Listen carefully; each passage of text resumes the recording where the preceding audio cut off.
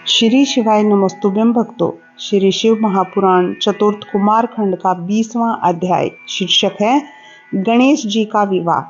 ब्रह्मा जी बोले, इस समय विश्व रूप नामक प्रजापति ने शिव शिवा के पास आकर अपनी सिद्धि और बुद्धि नामक दोनों कन्याओं के विवाह के लिए बातचीत आरंभ की।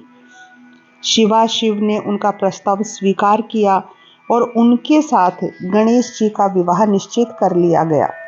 पार्वती और शंकर के विवाह की तरह ही सब देवता इस विवाह में आए।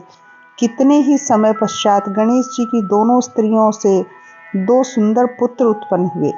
सिद्धि से क्षेम और बुद्धि से लाभ नामक दो पुत्र उत्पन्न हुए। तब तक पृथ्वी प्रदक्षिणा कर कार्तिकेय जी भी वहां आ गए, परंतु जब वह घर पहुंचने ही वाले थे कि उसके पहले ही उनकी तुम नारद से भेंट हो गई।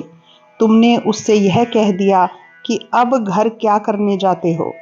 तुमको तो पृथ्वी प्रदक्षिणा के लिए भेज दिया और इधर गणेश जी का परम शोभन विवाह कर दिया गया।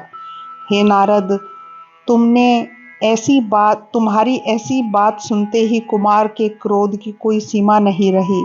किसी प्रकार घर तक तो पहुंचे, किंतु माता पिता को प्रणाम कर तत्क्षण उनके मना करने पर भी क्रोंच पर्वत पर तप करने के लिए चले गए।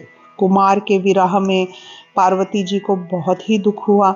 वे दीनता पूर्वक शंकर जी से कह सुनकर उन्हें साथ ले क्रोंच पर्वत पर गई। तब पार्वती और शंकर जी को वहां आते देख कुमार विरक्त हो वहां से अनियंत्र ही चले गए। शंकर पार्वती ने वहां जाकर कुमार से भेंट की।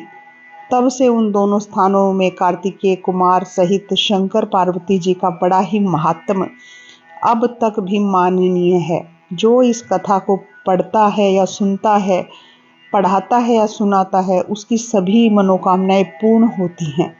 इस प्रकार श्री शिव महापुराण का द्वितीय रुद्र संहिता में चतुर्थ कुमार खंड का 20वां अध्याय समाप्त होता है और कुमार खंड समाप्त होता है।